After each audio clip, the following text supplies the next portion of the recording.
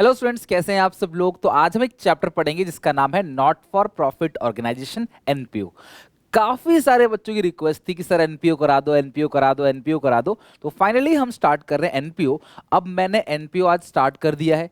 तो आप मेरी कंसिस्टेंसी जानते ही हो क्लास के, मैं एक पर्टिकुलर टाइम के अंदर, मतलब मैं हार्डली इसकी 8-9 क्लासेस लूंगा और 8-9 दिन ही लूंगा और आपके 10 नंबर पक्के कर दूंगा। तो आपको मेरे साथ साथ चलना है, डेली इसकी प्रैक्टिस करनी है। क्वेश्चंस आपको एसपीसीसी मोबाइल एप्लीकेशन मिल जाएगा। और अगर आपने एसपीसीसी मोबाइल एप्लीकेशन डाउनलोड नहीं किया तो प्लीज डिस्क्रिप्शन बॉक्स में लिंक है, आप एसपीसीसी का एप्लीकेशन डाउनलोड कर सकते हो, जहां पे आपको इसके फ्री स्टडी मटेरियल के अंदर नोट्स वगैरह सब चीज, कंप्लीट चीज आपको इसके अंदर मिलेगा। हमारे सैम्पल पेपर, गेस्ट पेपर, सब कुछ आपको इसके अंदर मिलेगा। राइट, तो चलो स्टार्ट करते हैं। Not for profit organisation, NPO part 1।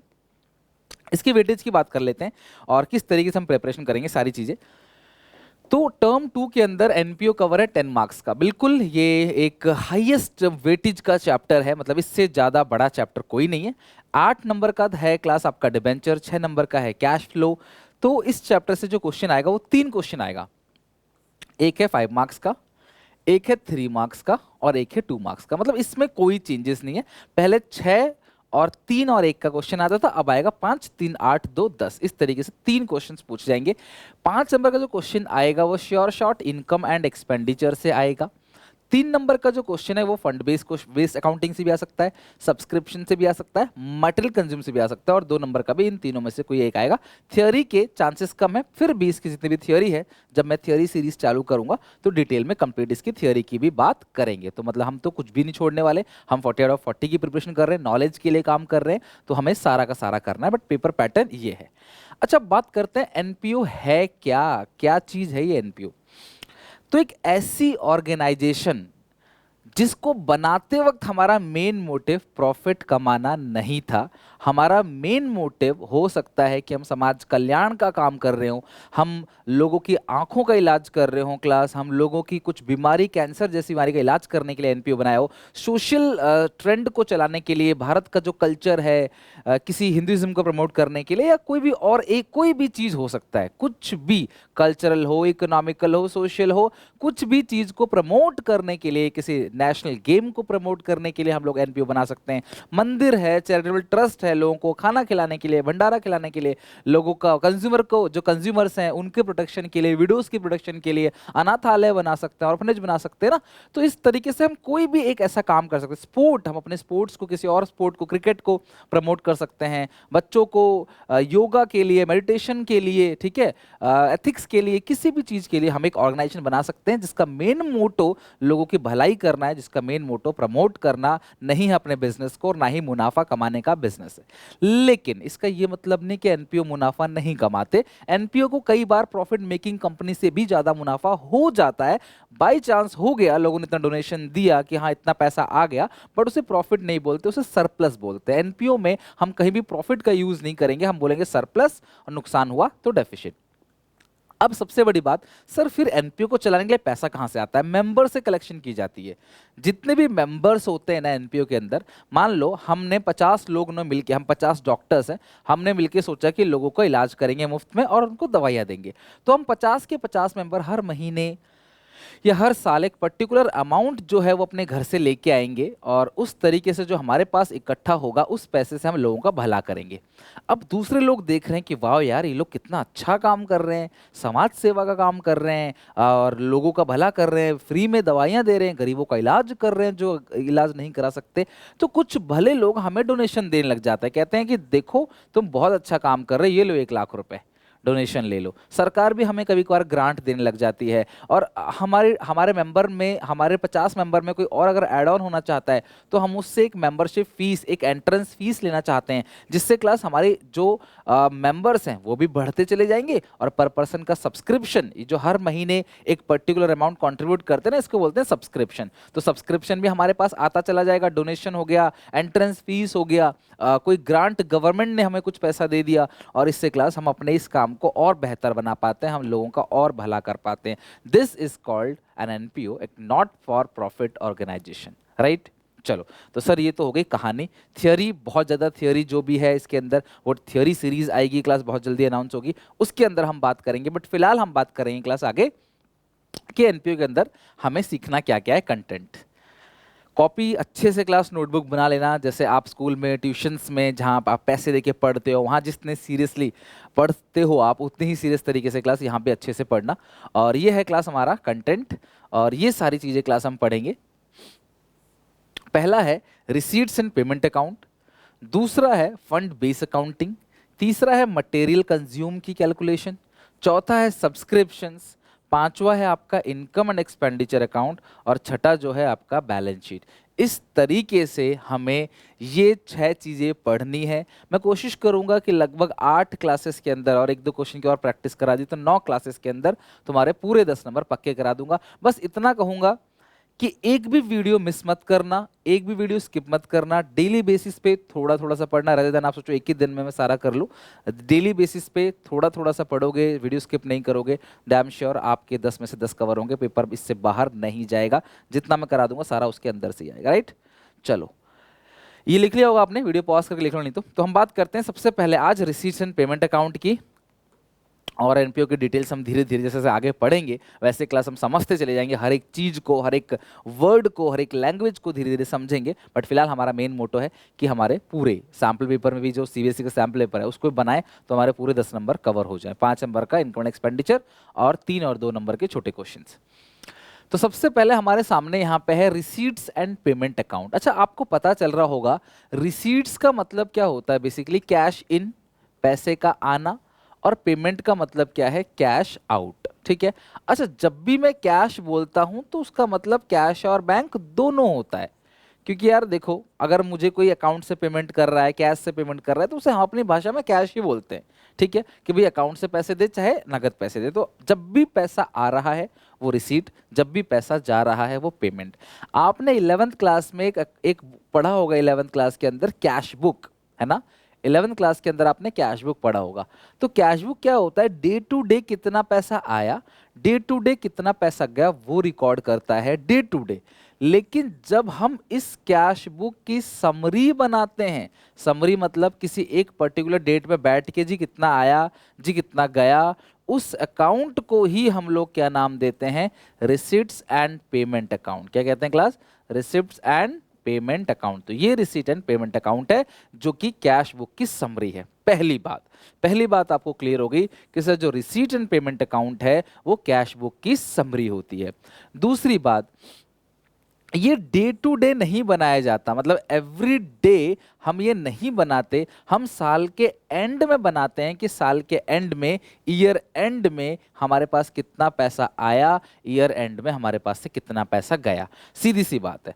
जो इसका ओपनिंग बैलेंस होता है, इसका जो ओपनिंग बैलेंस होता है वो हमें बताता है कि आपके पास साल के शुरू में कितने पैसे हैं, और जो इसका क्लोजिंग बैलेंस होता है वो हमें बताता है साल के एंड में एनपीओ के पास कितना पैसा बचा हुआ है, राइट। तो ये कुछ बेसिक बातें जो आपको पता होना चाहिए रिसीट एंड पेमेंट अकाउंट की। और इसकी अगर हम फॉर्मेट की बात करें, इसके फॉर्मेट की बात करें, मैं अभी और सारी बातें लिखवाऊंगा, बट इसके फॉर्मेट की बात करें तो इस तरीके से रिसीट्स एंड पेमेंट अकाउंट बनता है। ये क्रेडिट साइड होती है, ये डेबिट साइड। हालांकि डेबिट साइड को हम लोग बोलते हैं रिसिप्ट साइड, और जो क्रेडिट साइड है उसको हम लोग बोलते हैं पेमेंट साइड। अब मैं तुम्हें क्वेश्चन भी करके दिखाऊंगा। आज की क्लास में हम यही सीखेंगे, receipts and payment account. Paper में भले ही अलग से रिसीट पेमेंट अकाउंट का क्वेश्चन ना आए, बट लेकिन टॉपिक अगर आपने नहीं सीखा तो आपको आगे बहुत दिक्कत आएगी।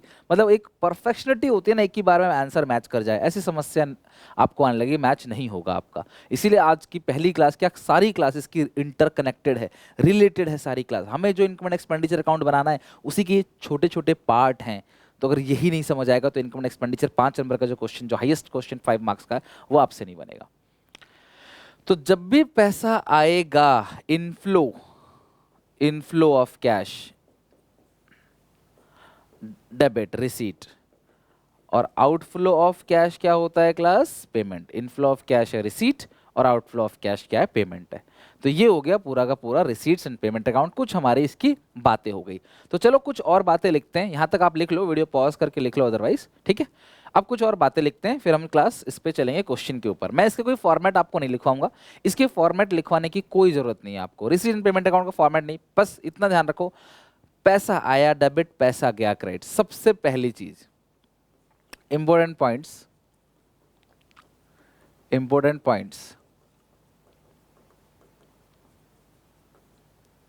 about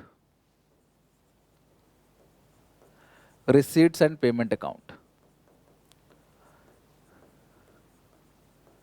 receipts and payment account के कुछ इंपॉर्टेंट पॉइंट्स आपको ध्यान रखना है। जैसे सबसे पहली बात जो आपको ध्यान रखनी है रिसीट एंड पेमेंट अकाउंट की, वो है it is the summary of cash and bank account. ठीक है, कैश एंड बैंक अकाउंट की समरी है, प्रिपेयर्ड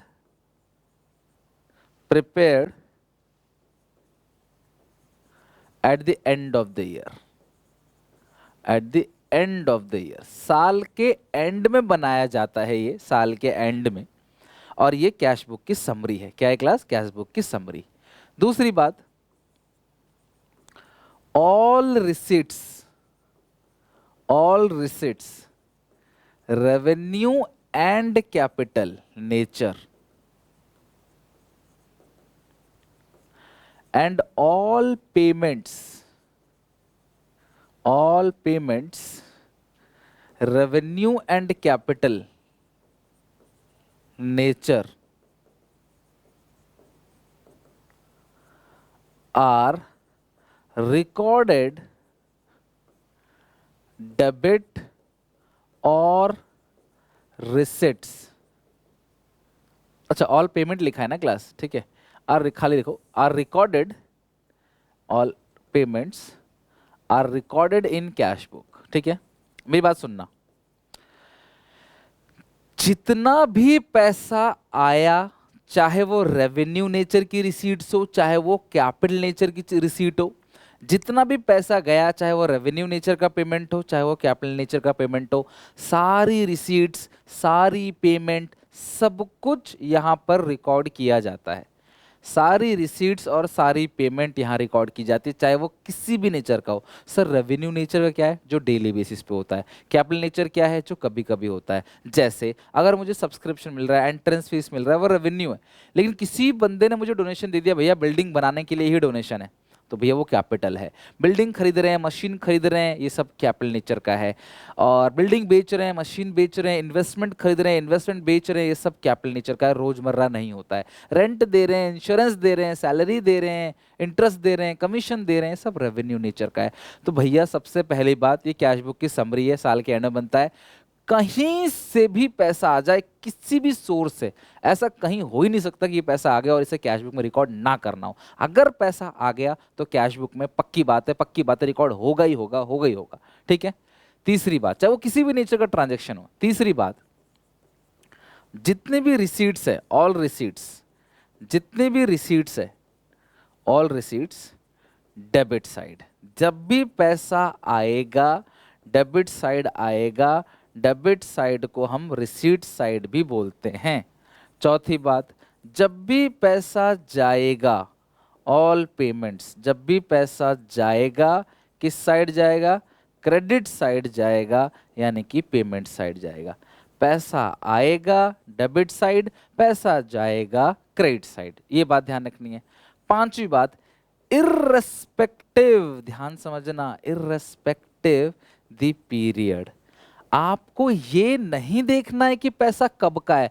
अगर पिछले साल के पैसा भी आज मिल गया तो आज की इनकम मान लो, अगले साल का पैसा भी आज मिल गया तो आज ही रिसीट में दिखा दो, पिछले 2 साल का पैसा आज मिला है तो आज ही रिसीट मान लो, पिछले 4 साल का पैसा आज मिला है आज ही रिसीट मान लो, पिछले 3 साल का आज पेमेंट किया है तो आज ही पेमेंट मान लो, अगले साल का पेमेंट आज ही एडवांस दे दिया तो भी आप पेमेंट मान लो। कुल मिला के रिसीट एंड पेमेंट अकाउंट में हमें पैसा मिलना चाहिए, भले ही पिछले साल का मिला हो चाहे पिछले जन्म का मिला हो, हमें उससे लेना देना नहीं। भाई आज मिल गया ना, रिसीट दिखा दो, आज चला गया ना जेब से, पेमेंट दिखा दो। आपने पूरे साल वर्कर से काम कराया, एक पैसा नहीं दिया, पेमेंट में 1 रुपए नहीं आएगा, तो पेमेंट होगा। अगर पैसा गया तो पेमेंट में रिकॉर्ड होगा, चाहे कभी कभी हो, पैसा आया तो रिसीट में रिकॉर्ड होगा, चाहे कभी कभी हो, किसी भी पीरियड का हो। पीरियड इररेस्पेक्टिव, क्या लिख दिया मैंने, सही से लिखो, इररेस्पेक्टिव। ठीक है, इररेस्पेक्टिव, हमें पीरियड से लेना देना नहीं है वो कब का है, हमें बस भैया रिसीट लिखना है, हमें पेमेंट लिखना है, बात खत्म। तो ये कैश बुक की समरी है, रिसीट्स और सारी पेमेंट आती है। नेचर, इसका नेचर जो है रियल अकाउंट नेचर, बात ध्यान रखना क्लास, ये क्या होता है रियल अकाउंट नेचर का है, क्योंकि कैश बुक की समरी है तो इसका जो नेचर है वो रियल अकाउंट नेचर है। कैसा अकाउंट है क्लास? रियल अकाउंट नेचर है। ये बात आपको ध्यान रखना है। इस बात को देखते हुए बस तुम्हें कुछ नहीं करना है, सारे रिसीट सारे पेमेंट को दिखाना है। कोई टर्म नहीं समझ आएगा तो क्लास हम डिस्कस कर लेंगे, बट फिलहाल यही आपका रिसेंट पेमेंट अकाउंट का कंप्लीट डिटेल है। फॉर्मेट बता दिया मैंने, अब हम क्वेश्चन बनाएंगे। तो चलो जरा पढ़ते हैं क्या है। नॉट फॉर प्रॉफिट ऑर्गेनाइजेशन या non trading organisation are those organisation which are set up not for earning profit but for rendering services to a public और मेंबर। तो जो आम जनता को सेवाएं देंगे और अपने जो मेंबर है क्लास उनके लिए भी कुछ फैसिलिटी दे सकते हैं, क्योंकि वो हर महीने पैसे देते हैं हमें। एग्जाम्पल्स आर स्कूल हो सकता है, बहुत सारे स्कूल्स होते हैं, हॉस्पिटल, लिटरेसी सोसाइटीज़ क्लास, या फिर लाइब्रेरी हो सकती है क्लास यहाँ पे, ठीक है। इसके बाद latter society organisation do not prepare profit and loss account. Class ध्यान रखना, ये प्रॉफिट एंड लॉस अकाउंट नहीं बनाते। आपने देखा होगा कि हर एक firm profit and loss account बनाती है, क्योंकि उनको प्रॉफिट होता है या लॉस होता है। तो ये प्रॉफिट एंड लॉस अकाउंट की जगह पे क्या बनाते हैं? रिसीट एंड पेमेंट अकाउंट बनाते हैं और इनकम एंड एक्सपेंडिचर अकाउंट बनाते हैं। मतलब अगर आपसे बोला जाए कि कोई भी एनपीओ कौन से फाइनेंशियल स्टेटमेंट्स बनाता है, कोई भी एनपीओ कौन से फाइनेंशियल स्टेटमेंट्स बनाता है, तो वो 3 फाइनेंशियल स्टेटमेंट्स बनाता है। पहला है रिसीट्स एंड पेमेंट अकाउंट, दूसरा है इनकम, लिख लेना, एंड एक्सपेंडिचर अकाउंट, और तीसरा क्या बनाएगा वो? Balance sheet. यानी कि ये 3 चीजें जो हैं किसी भी एनपीओ के फाइनेंशियल स्टेटमेंट्स हैं, फाइनेंशियल स्टेटमेंट्स ऑफ एनपीओ। तो एनपीओ के ये 3 फाइनेंशियल स्टेटमेंट्स है, receipt, payment account, balance sheet और इनकम एंड एक्सपेंडिचर अकाउंट। तो इसीलिए ये प्रॉफिट एंड लॉस अकाउंट नहीं है, बनता उसी की तरह है, सारा कंडीशन सेम है, बस नाम बदल दिया, income and expenditure account, right.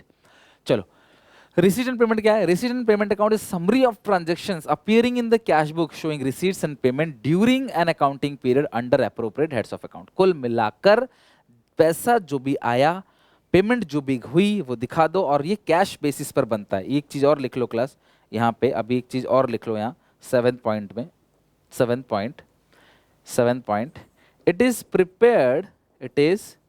prepared on cash basis। ये किस बेसिस पे बनता है? Cash basis, and ignore credit transaction. ये कैश बेसिस पर बनता है, और क्या इग्नोर किया जाता है क्लास? Credit transaction. ये कैश बेसिस पर बनता है और इग्नोर किया जाता है, क्या इग्नोर किया जाता है क्लास?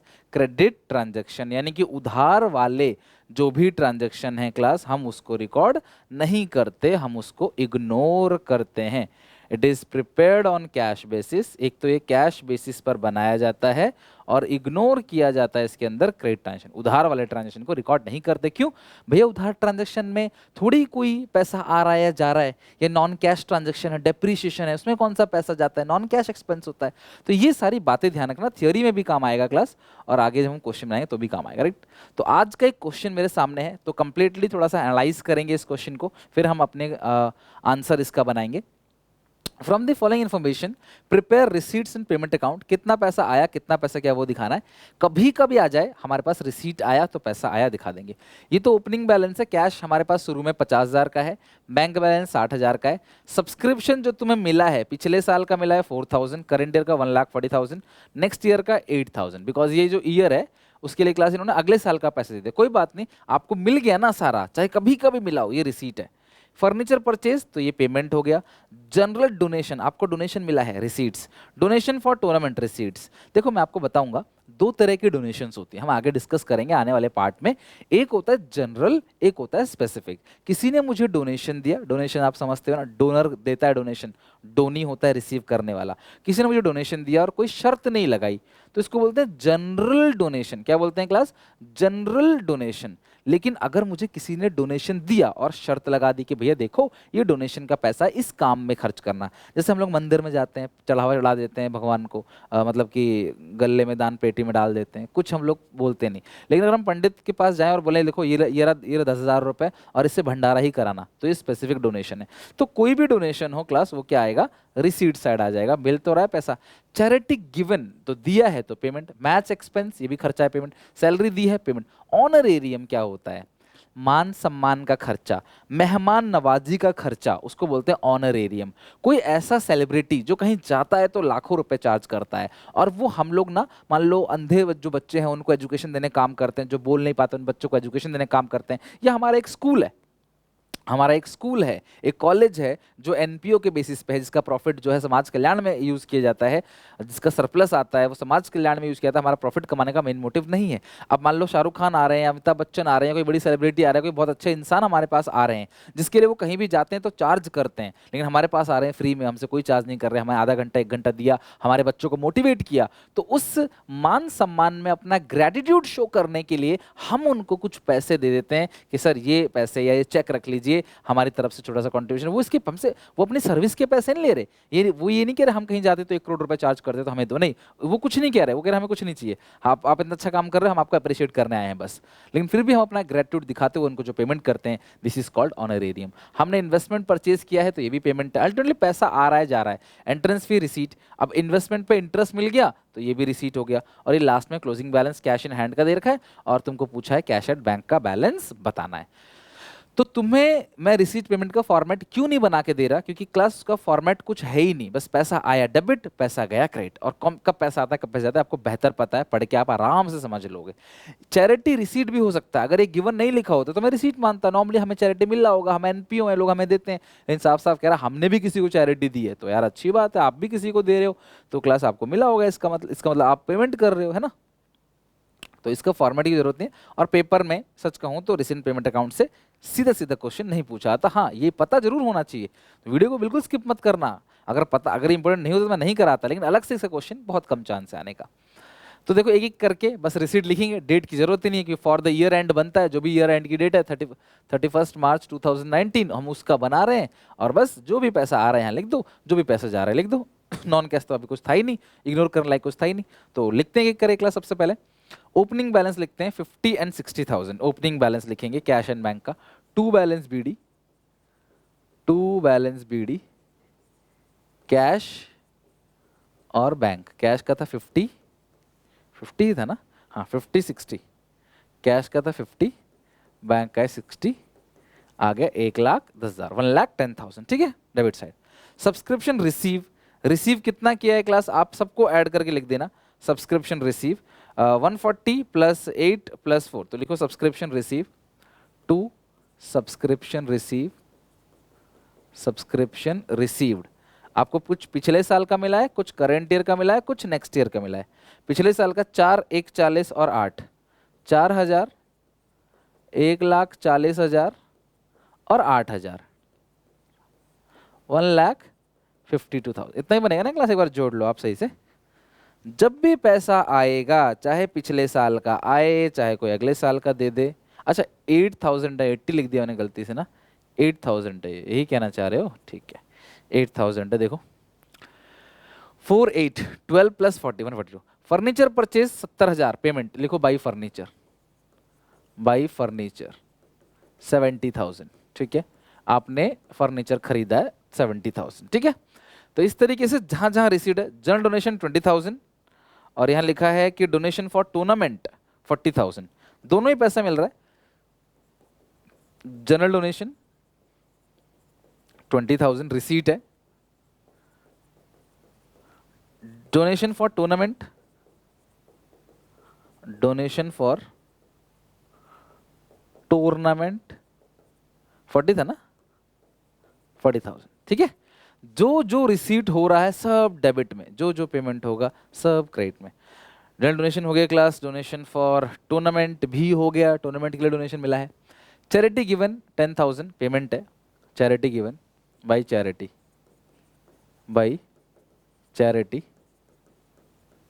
10,000 की चैरिटी दे दी। और क्या हुआ है, match expense 30,000, salary 63,600, match expense 30,000, match expense सारे खर्चे आएंगे यहां पे, मैच एक्सपेंस, सैलरी 63,600, सैलरी 63,600 की सैलरी होगी। और क्या है क्लास यहाँ पे, मैच एक्सपेंस हो गया, सैलरी हो गया, ऑनरेरियम 4000, इन्वेस्टमेंट 60,000, ऑनरेरियम 4000,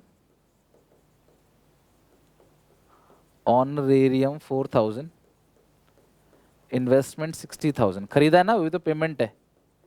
कोई भी ये हालांकि कैपिटल एक्सपेंडिचर है, investment purchase is capital nature transactions, but यहाँ पे रेवेन्यू कैपिटल कुछ नहीं देखना, कैश बेसिस पे बनेगा, रियल अकाउंट का नेचर है, हर खर्चा यहाँ पे आएगा, हर पेमेंट आएगा, हर रिसीट यहाँ पे आएगा।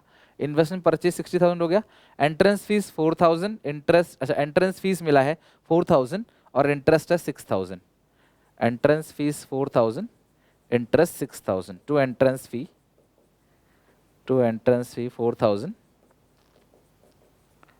टू इंटरेस्ट ऑन इन्वेस्टमेंट्स 6,000, ठीक है। एंट्रेंस फीस 4,000 और इंटरेस्ट ऑन इन्वेस्टमेंट आ गया 6,000। क्लोजिंग बैलेंस है cash 24, closing balance by balance CD cash 24 है, तुम्हें बैंक का निकालना है, ये क्वेश्चन मार्क है, राइट। तो बताओ क्लास कुछ छूटा तो नहीं, हमने सारी चीजें कर ली, एक बार देख लेते हैं हमने क्या क्या किया। कैश बैंक हो गया, सब्सक्रिप्शन हो गया, फर्नीचर परचेज, ये purchase, donations, charity payment, match expense payment, salary payment, honorarium, charity match expense, salary, honorarium, ठीक है। उसके बाद आपने इन्वेस्टमेंट खरीदा है, बाकी दोनों तो आपका इंटरेस्ट और एंट्रेंस फी है, क्लोज, बस खत्म। आई होप मैंने सारी चीज़ लिख ली है, एक बार आप भी मैच कर लेना, क्लास आपके सामने क्वेश्चन आंसर दोनों एक साथ दिखेगा, तो आप मैच कर लेना, राइट। तो बस अब हम रिसीट साइड की टोटलिंग करते हैं। 1,10,000 है, 1,50,000 है, 20,000 है, 40,000 है और 6 4 10, 3,32,000। टोटलिंग कितनी आ रही है? 3,32,000। टोटलिंग कितनी है? 3,32,000। इस 332,000 में से माइनस करेंगे 70,000, माइनस करेंगे 10,000, माइनस करेंगे 30,000, माइनस 63,600, फिर माइनस करेंगे 4,000, माइनस करेंगे 60,000, 94,400। ये आ रहा है 94,400। क्लोजिंग बैलेंस आ गया 94,400। 24 घटा देंगे तो जो बैंक बैलेंस है वो हमारे पास आएगा 70,400। जो बैंक बैलेंस आएगा वो आएगा 70,400। फटाफट लिख लो क्लास इस क्वेश्चन को। ये आपका हो गया पूरी तरीके से question, normal question receipts and payment account का। जितनी भी रिसीट्स होंगी वो सब डेबिट में और जितने भी पेमेंट होगा वो सब क्रेडिट में। लिखो फटाफट, सारे रिसीट्स डेबिट, सारे पेमेंट क्रेडिट, राइट।